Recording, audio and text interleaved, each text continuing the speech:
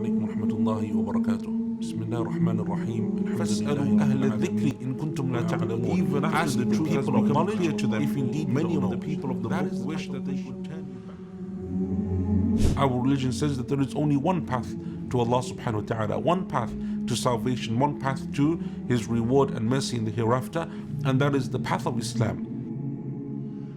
Israel is another name for Yaqub alayhi salatu wasalam, the Prophet of Allah Azza wa Jal. So we know that Yaqub was the son of the Prophet of Allah Ishaq and the grandson of the Prophet of Allah Ibrahim alayhi salatu wasalam. So our job in this life is to build a wall and a barrier that will save us from that fire. And so with every good deed that you do, you place a brick in that wall.